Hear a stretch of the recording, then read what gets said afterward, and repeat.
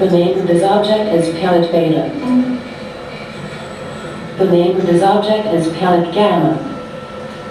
Can you put all blue objects into palette beta? Yes, I can. Execute.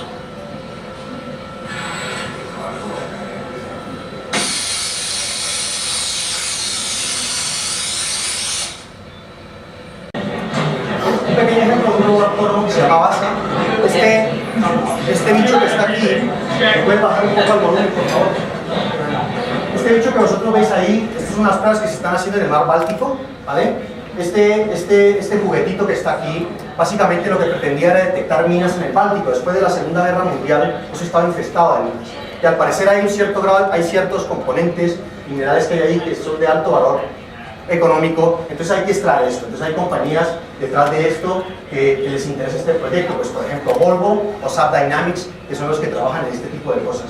Este robot se ha hecho 100% en la universidad, se llama Basa, y es un sistema inteligente, autónomo, ¿de acuerdo? Que navega básicamente a través de obstáculos y detecta básicamente objetos.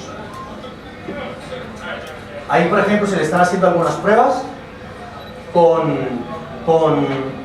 digamos, en la ejecución, en la parte motriz del robot, sobre todo para salvar obstáculos.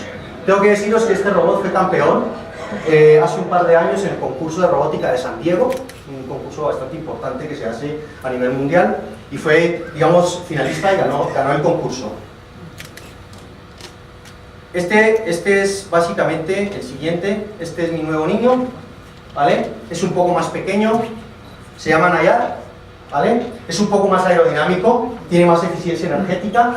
Básicamente lo que pretende este dispositivo totalmente autónomo es fundamentalmente ser mucho más inteligente, y básicamente todo lo que hace o todo lo que hacemos con este robot es utilizar inteligencia artificial con visión para poder detectar objetos, ¿vale? Este prototipo estará listo, digamos, el mes que viene. Ya estamos en las últimas pruebas y luego se va a pasar a escala industrial. Bien, digamos, con esta pequeña introducción de cosas tangibles, ¿vale? Tangibles de lo que es la robótica y la parte de autonomía, me gustaría decir por qué los océanos. O sea, ¿por qué aquí? Vamos a ver. Los 2/3, más o menos el 72% de la superficie terrestre es agua. Océanos, ¿de acuerdo? El 90% de la vida que nosotros conocemos básicamente está allí, en los océanos. Para que os hagáis una idea, el 60% de la biomasa, es decir, de la parte de hidrocarburos, están allí. El mundo es energéticamente dependiente y la biomasa está aquí, ese 60%. ¿Cuál es el problema? Que tenemos todavía mucho por descubrir. No sabemos qué hay allí. Por eso entonces cuando Jorge Iván hablaba de que quería descubrir sus extraterrestres, ¿no? Entonces yo le puedo decir a él que yo le pongo los bichos para que descubra a ET y a ARF, ¿vale? Porque básicamente el océano es un entorno supremamente agresivo en todo sentido. Básicamente los seres humanos no tenemos branquias, no podemos estar allí. Entonces necesitamos alguien o algo que nos habilite esa exploración. Entonces, bien, si nosotros comparamos el espacio con los océanos, seguramente el contexto es básicamente el mismo, totalmente hostil. Estamos hablando que son altas presiones, 3.500, 4.500 metros de profundidad. Estamos hablando que tenemos corrientes. Si vamos nosotros al Mar del Norte, estamos hablando que tenemos unas temperaturas increíbles, difícil acceso al medio por parte del hombre, etcétera, etcétera. En una operación, para que os hagáis una idea, una operación marítima para explotación y exploración de petróleo, el coste de uso de recursos humanos, me refiero a los buzos, que hacen trabajos no solamente de exploración, sino también de mantenimiento de plataformas, es una burrada lo que puede costar tener a una persona ahí una hora. No solamente eso, sino, digamos, el daño que puede hacer a la salud de los seres humanos en un entorno como este. Bien, si nosotros ponemos todas estas cosas juntas, podemos decir que nuestro futuro, el futuro de la Tierra, está allí. O sea, igual que Jorge Iván hacía una apuesta con respecto a lo que iba a encontrar por allí, yo también le voy a hacer una apuesta. Y la apuesta mía es muy sencilla. La apuesta mía es que este año el Barça va a ganar la Liga y seguro va a ir a las semifinales de la Champions. Seguro que sí. Pero digamos que, puestas aparte, digamos que muchos de los recursos que todavía no conocemos van a estar ahí, no solamente para la alimentación, muchos recursos de la industria van a estar ahí. Bien, afortunadamente ya tenemos cierto grado de tecnología que nos permite de alguna manera poder explorar esos recursos. Entonces, digamos que a raíz de todo esto surge un modelo de negocio bastante interesante, que es algo que se llama la economía azul. Es básicamente eso, utilizar nuestros océanos para que de alguna manera podamos solventar esas necesidades humanas. Bien, dicho esto como introducción, vamos a ver por qué, básicamente, como os comenté anteriormente, trabajo en el desarrollo de robots para exploración y producción de petróleo y gas, básicamente en el Ártico. Entonces, unos pequeños datos para que veáis lo que hay allí. Digamos que en un 50%, o sea, en el 2030 que está allí, la energía que tenemos ahora mismo no es suficiente para abastecernos, ¿vale? En el 2017 se estima que el 26% del petróleo está allí. Colombia es un caso bastante interesante también. Bueno, esto lo he sacado de la Agencia Nacional de Hidrocarburos, pero vamos, por ejemplo, si no lo sabíais, por ejemplo en Sudamérica existe el 20% de las reservas que existen en el planeta. Pues la reserva que existe ahora en Colombia, aproximadamente en 7 años nos quedamos sin petróleo y en 15 años sin gas. Eso es ahora mismo las estimaciones. Bueno, afortunadamente, al parecer han encontrado aquí unos bloques de petróleo solamente en el Atlántico, entiendo, que bueno, se han ofertado alrededor del 15% de esos son en el mar y requieren explotación y perforación para la obtención de hidrocarburos. Bien. En el Pacífico también. En el Pacífico puede ser que también, efectivamente. Entonces, esa es una cosa que yo decía, ¿por qué no? En Colombia tenemos océanos. Colombia es el tercer país con mayor biodiversidad en el mundo. ¿Por qué no nosotros aprovechamos la ciencia y la tecnología para potenciar eso? Porque es que al final eso genera riquezas. Y al final, generar riquezas significa generar empleo. Y generar empleo significa tener calidad de vida. Por eso decía Ciro, una cosa que me encantó muchísimo, es que los países desarrollados básicamente son desarrollados ¿por qué? Porque han invertido en tecnología. Y ellos han pensado que la investigación sirve para algo. Al final un país que tiene futuro es porque hace investigación y muchos de sus recursos los invierten allí. Pero básicamente, ¿cuál es la diferencia probablemente entre Colombia y otros países desarrollados? Que cuando yo creo políticas de ciencia y tecnología, creo políticas de ciencia y tecnología para mi país, no para competir por los otros. Porque al final terminas compitiendo, pero es así. Y eso es lo importante. Entonces, en Colombia hay que hacer algo muy parecido. Tenemos que, de alguna forma, generar las políticas de ciencia y tecnología que permitan, entre otras cosas, desarrollar la investigación en las áreas prioritarias para el desarrollo del país. Y áreas prioritarias para el desarrollo del país son aquellas áreas en las cuales permiten generar industria. ¿De acuerdo? Bien. Como os comentaba anteriormente, hablando acerca de los océanos, digamos que la explotación y la producción de petróleo y hidrocarburos no es nada nuevo. Pero si vosotros veis de todo esto, después de que en esas condiciones extremas, tanto climáticas, ¿de acuerdo? Etcétera, etcétera, básicamente lo que necesitamos es que la tecnología nos permita solucionar retos tecnológicos que nos garanticen grados de eficiencia. ¿Cómo medimos los grados de eficiencia? ¿A quién se le ocurre algo? Es fácil, chicos. La eficiencia se mide en dinerito. ¿Vale? Desafortunadamente es así. Entonces, si una industria apuesta por hacer investigación, es porque al final va a recuperar su inversión. Si no olvidemos, el romanticismo de la ciencia no estoy de acuerdo con él, pero bueno. Al final, si nosotros vemos, al final, los retos tecnológicos y las necesidades lo que generan básicamente son oportunidades. Y esas oportunidades son las que tenemos que aprovechar nosotros los científicos, de la manita de la industria. Mira, yo sé, usted necesita esto, yo sé que yo se lo soluciono, no se preocupe. Que para eso tengo detrás un equipo grandísimo que sabe muchas cosas. Tengo ingenieros químicos que hacen cosas de ordenadores cuánticos. Tengo ahí unos amigos que trabajan en astrobiología. Entonces, al final, muchos de los retos de lo que es la exploración marina los podemos resumir allí. Primero, vamos a olvidarnos de los juguetitos. Es decir, tengo fe ciega de que solamente la ciencia, o decir, los resultados de la ciencia se ven industrializados. Si no industrializamos los trabajos de la ciencia, no estamos haciendo absolutamente nada. Tenemos un gran ejemplo, uno de los grandes investigadores, que realmente es un honor que esté Jorge aquí, su marcapasos.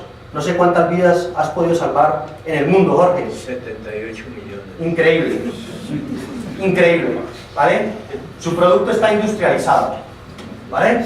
Bien, ¿qué más? Una de las razones de exploración, que es lo que se está gestionando en el mar, es que definitivamente necesitamos que lo que se haga allí sea netamente autónomo.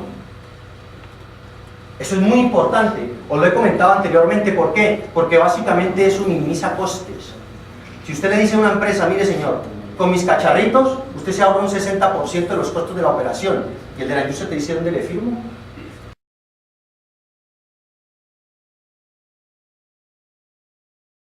Sí, no fue muy acertado decir, no siempre hay que, digamos, estar pensando en la utilidad, en este tipo de cosas para resolver las preguntas. Hay que recordar que nosotros comemos, pero también pensamos, que tenemos dos necesidades, una de llenarnos de alimento y otra también de llenarnos de, no sé, razones para existir. Bueno, entonces estas son, digamos, las preguntas, creo, que agotan el área de la búsqueda de vida en el universo. Miren que hay unas preguntas ahí que son muy obvias y otras preguntas que son muy, digamos, un poco menos obvias.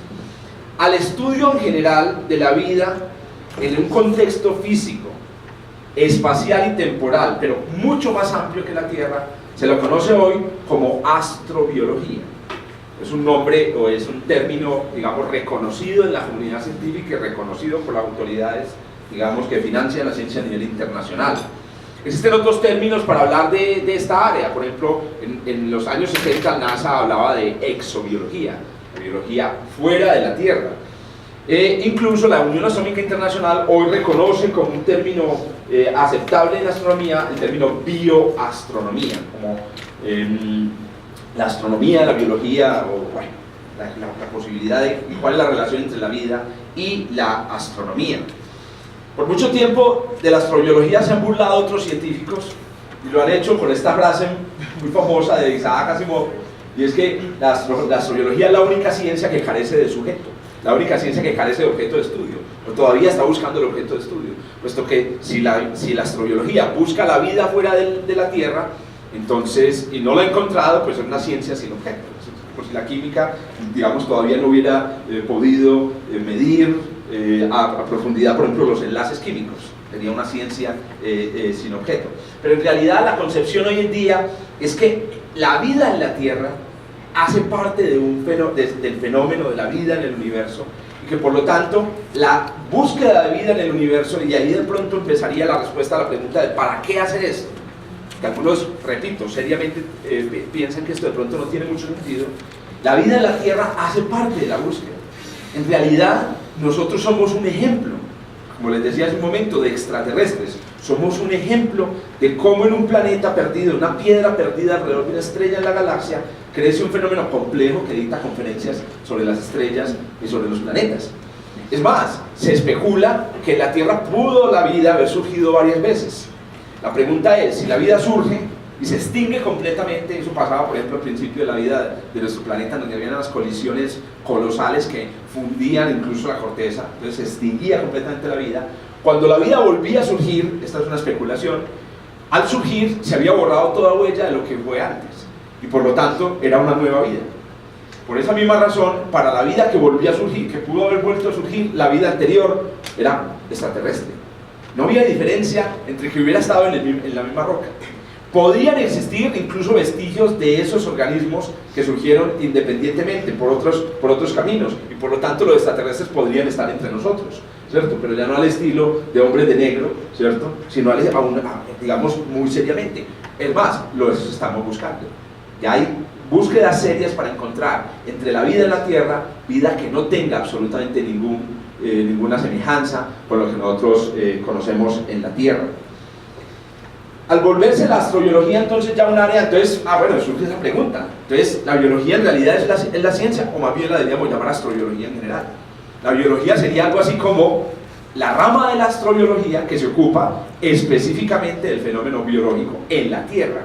Pero en realidad el área es un área mucho más amplia, es un área que debe incluir toda forma de vida, en realidad toda forma de complejidad que finalmente se nos manifieste como vida. Piensen ustedes mismos qué definición tienen de vida o qué definición les enseñaron de vida, y van a descubrir que las definiciones son las definiciones muy basadas en lo que nosotros vemos, que se mueve, que es verde, que come, que se reproduce, etc.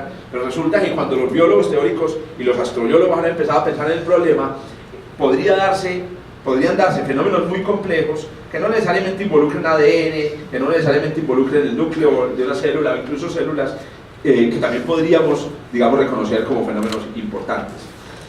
Hoy en día la astrobiología entonces ya es considerada un área de investigación activa, muy importante.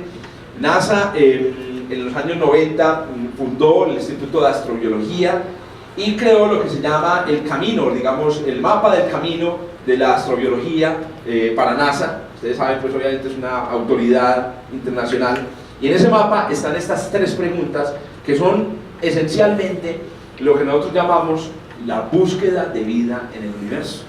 Búsqueda de vida en el universo no es capturar un extraterrestre, no es solamente ir a Marte, extraer una muestra de suelo y traerla a la Tierra y analizar los microorganismos que podrían existir allí. La búsqueda de vida en el universo implica resolver esencialmente estas tres preguntas. Estas tres preguntas están contenidas, están sintetizadas todas las preguntas anteriores. ¿Cómo surgió y cómo evoluciona la vida en la Tierra? ¿Hay vida más allá de la Tierra? ¿Cómo la detectamos? ¿Y cuál es el futuro de la vida en la Tierra? Miren, esa pregunta también muy interesante, porque preguntarnos por el origen inmediatamente lo lleva a uno a la pregunta del final.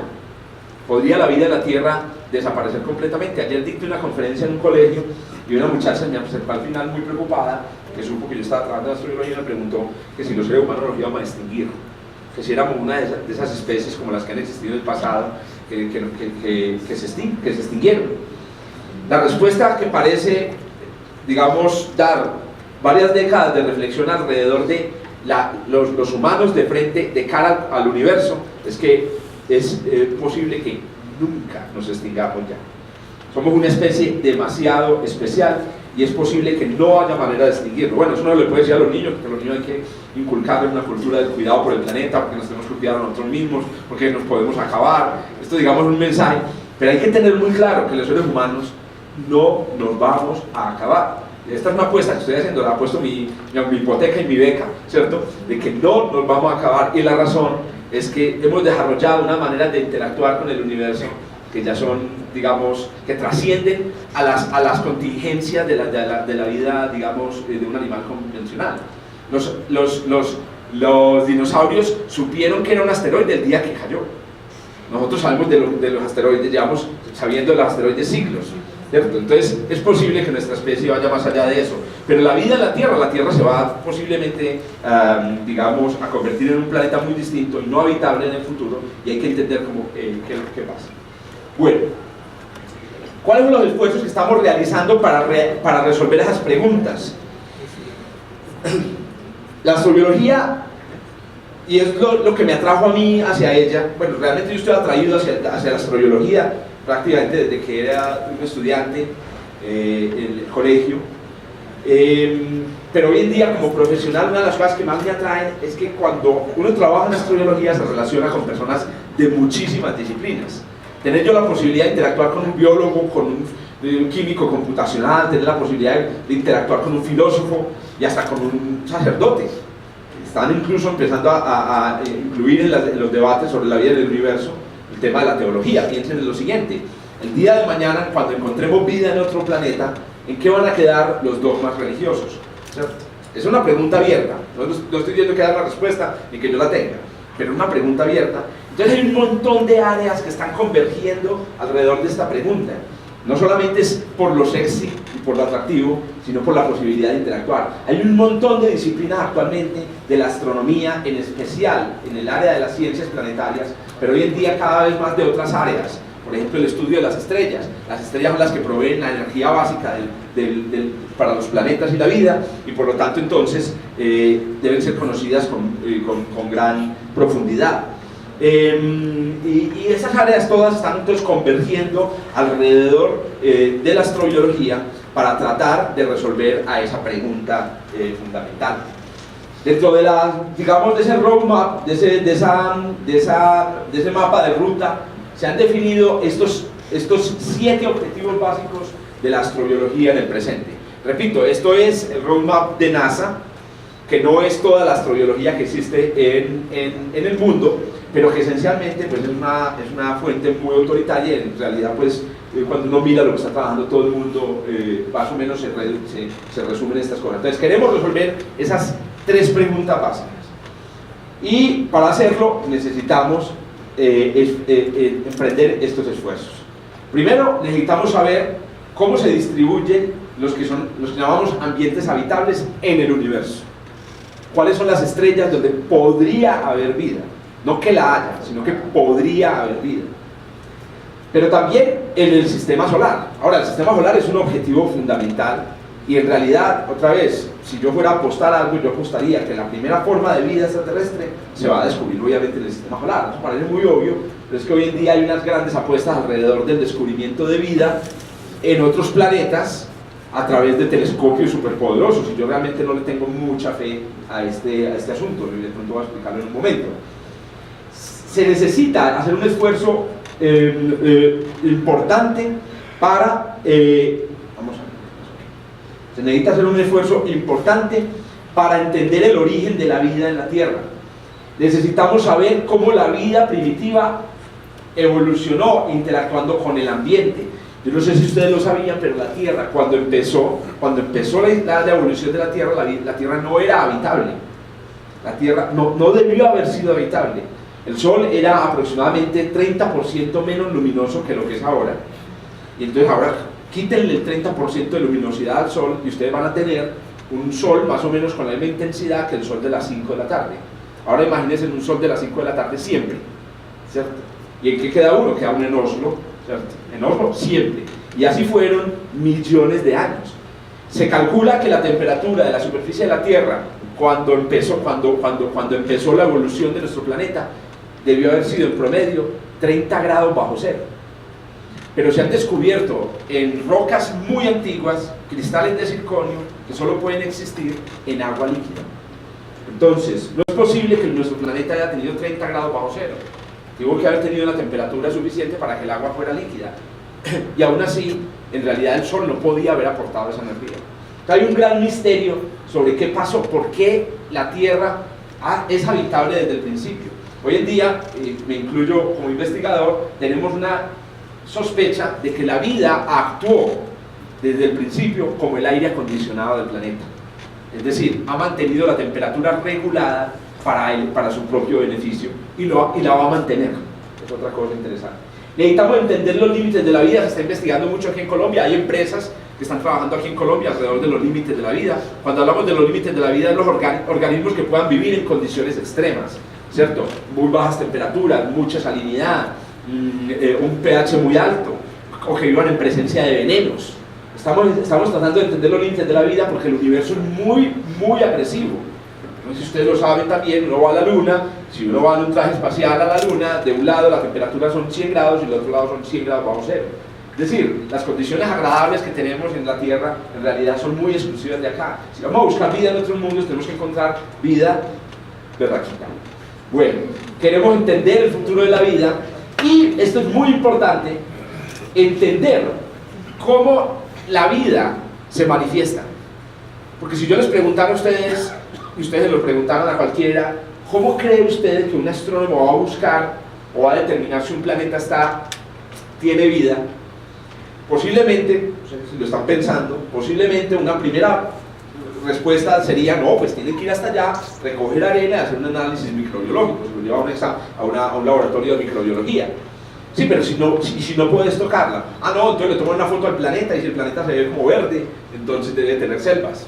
Sí, pero es que si el planeta ni siquiera se puede ver, sino que vos apenas tenés unos indicios indirectos. Entonces, cuando uno empieza a tirar la pregunta hacia atrás, se da cuenta de que entender cuáles son las señales y cuáles son las posibles señales que puede producir la vida es muy importante en ese esfuerzo por entender la vida. Silvio nos pidió a todos los conferencistas que habláramos un poco sobre lo que hacíamos, en particular aquí, digamos, como investigadores. Y aquí tengo un par de slides para hacerlo, no quiero detenerme mucho en ellos, pero nosotros aquí en la Universidad de Antioquia, el grupo científico de la Universidad de Antioquia, está trabajando esencialmente, que es el grupo de física astronómica computacional, en estos, digamos, dos objetivos, en estos dos de los objetivos. Primero, cuáles son los lugares habitables del universo, y segundo, cómo evolucionó la interacción de la vida con su ambiente.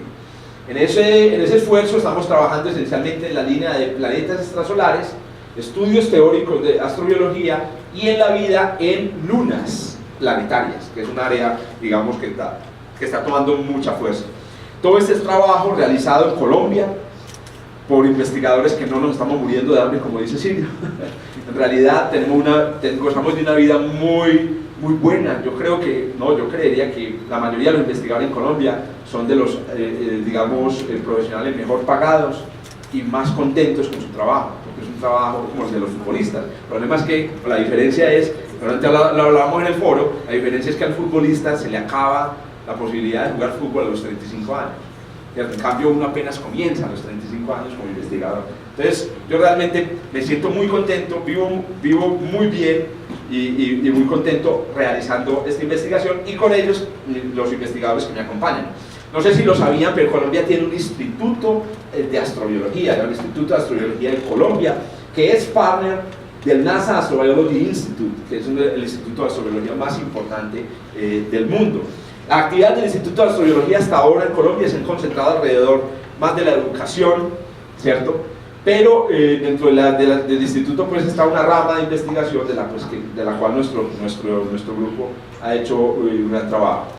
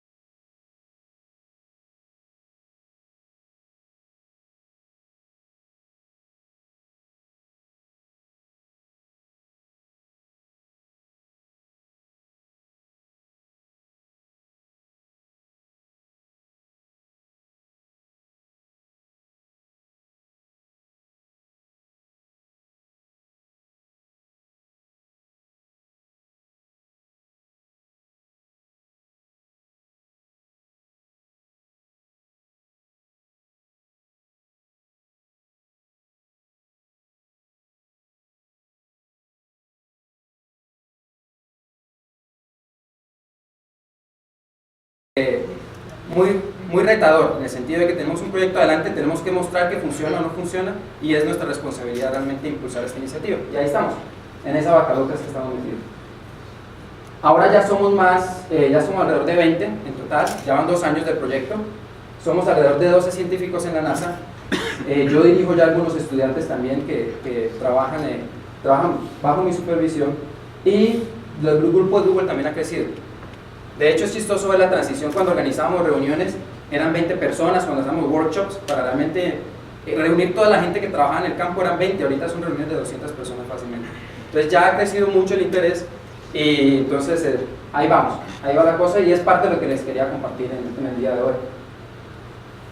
Este es más o menos la charla va a ser bastante variada, pero ahí perdonarán si mi comunicación es muy buena, la trasnochada, realmente no dormí una hora anoche, pero quería la primera charla que doy sin una sola ecuación en mis 12 años o más que he dado, que tengo recuerdos de dar charlas. Es la primera charla que no utilizo ni una sola ecuación, entonces espero que al menos es la primera vez que no lo hago, y simplemente quiero que se lleven un mensaje de esta charla. Bueno, varios mensajes.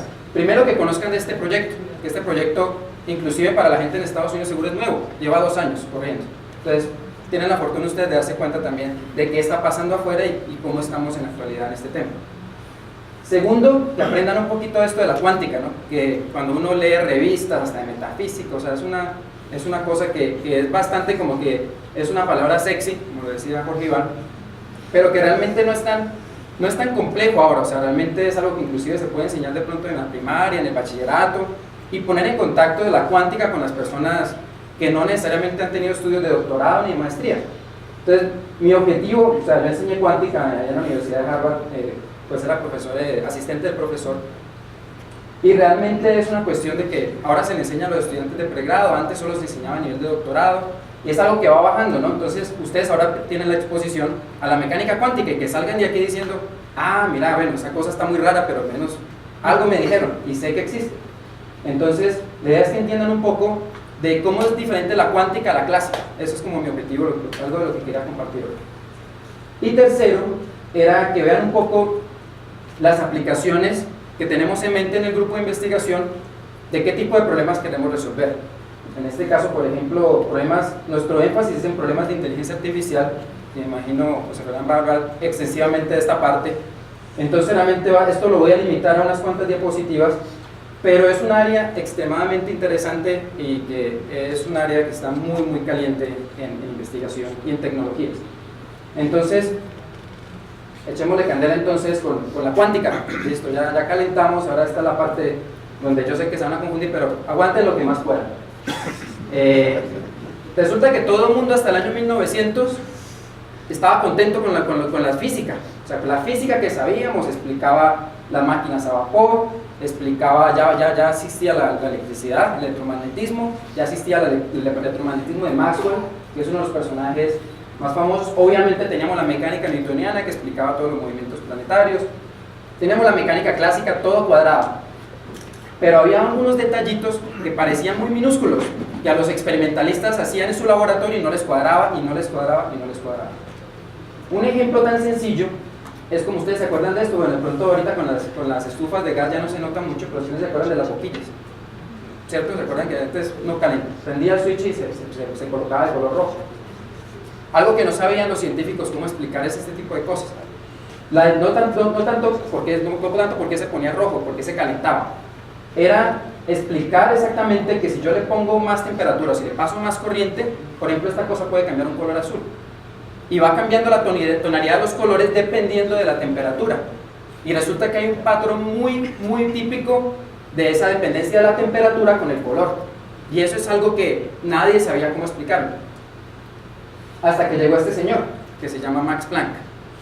Entonces Max Planck dijo, vea, yo no tengo ni idea lo que estoy haciendo acá, la verdad, porque estoy simplemente proponiendo un modelo. No existía la teoría del átomo, imagínense cómo era difícil. En la teoría del átomo, como la conocemos ahora, nació en los años 1930. Imagínense a alguien muy brillante, él dijo, yo voy a proponer que para que esta cosa funcione y yo pueda ajustar el experimento, o sea, lo que yo estoy viendo, lo que yo estoy capturando, digamos, con un dispositivo, acerca de esto, de ese sistema, yo tengo que concluir de que realmente la materia, o lo que está pasando allí, está emitiendo algo, o está constituida por cosas discretas. De ahí viene la palabra cuántica, viene de quantum, o de quanta, que significa en latín how much, que es cuánto. Entonces realmente es algo, son paquetes, o sea, realmente la cuántica, la mecánica cuántica como lo vemos, es que la naturaleza del universo como lo entendemos ahora es discreto. Esa es una primera aproximación, nadie sabía eso, y si es la primera vez que lo ven, o sea, bienvenido, que yo ya lo he tomado como 8 veces en diferentes cursos y todavía cuesta trabajo uno asimilar todas estas ideas, pero es la primera vez, si están expuestos la primera vez, la naturaleza es discreta.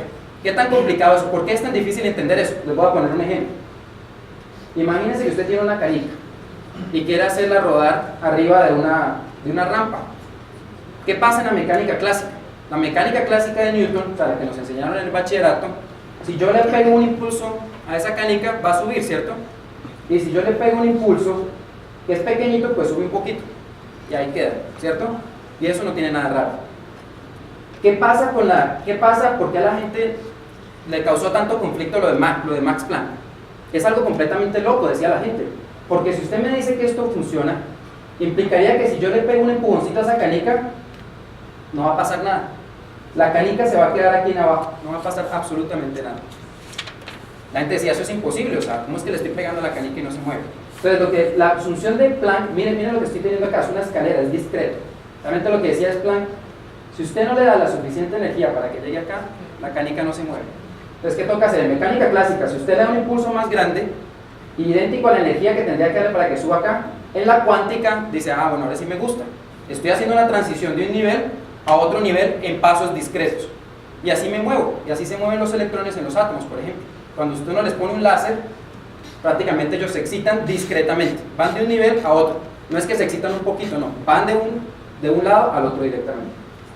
Entonces eso es algo que para la gente de 1900, sin entender ni que era un átomo ni nada, que este señor venga y les diga que la naturaleza es discreta, cuando uno está acostumbrado a que uno le pega un empujoncito y la cosa funciona, que él venga a decir eso y no funciona, bueno, eso es muy problemático.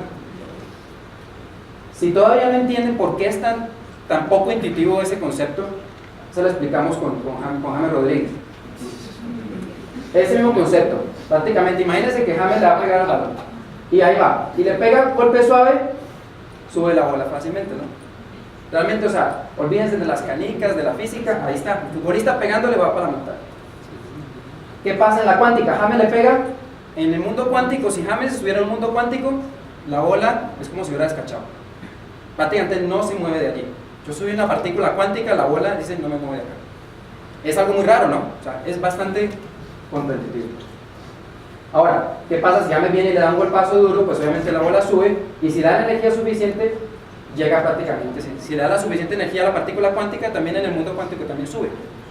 Entonces realmente es una interpretación que para la gente le parecía muy loco eso. ¿Cómo así que la materia no sube eso? Este señor, que muchos lo conocen, Albert Einstein, ganó el premio Nobel en 1921, y no lo ganó precisamente por su obra más famosa, que es la relatividad.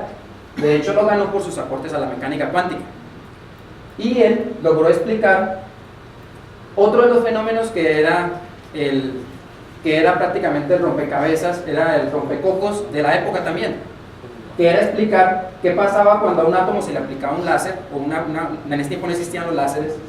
La láser salió en el año 1960, pero ¿qué pasa cuando usted le pone luz a un metal y ve una corriente? Salen electrones disparados de ese metal, y la gente no entendía por qué.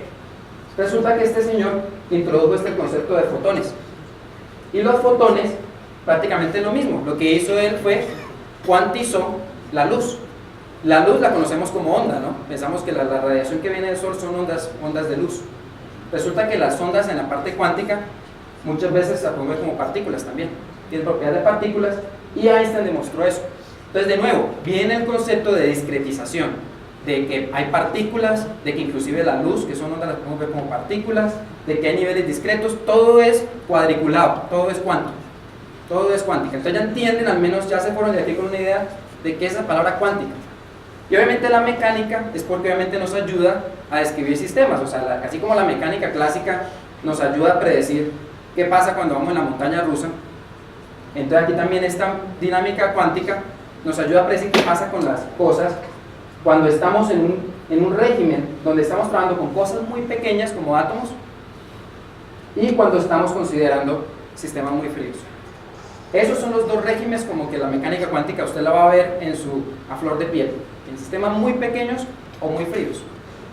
Pero como lo notaron, las consecuencias, o sea, eso es lo que está pasando a nivel microscópico, pero las consecuencias a nivel macro se observan. Por ejemplo, lo que le explicaba la boquilla, si no pueden explicar la boquilla, no podían explicar, por ejemplo, esa imagen de la boquilla es lo que utilizan los astrónomos,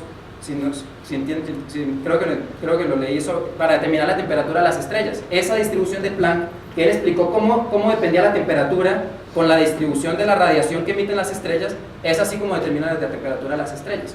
Entonces realmente es algo que tiene influencia en el mundo macro y en el mundo como lo vemos. Ese es bueno, ese es otro mensaje que les voy a compartir ahora, pero detengámonos un poquito a tres más curiosidades de la mecánica cuántica que ustedes no están acostumbrados. Ya cubrimos la primera, discretización, ya sabemos que todo es a pasitos. Vamos con la segunda, que es la primera en esta lista, se llama superposición. Esto es algo también bien loco, porque prácticamente nosotros estamos acostumbrados a que la canica está aquí, o la canica va allá, o la canica va allá. Resulta que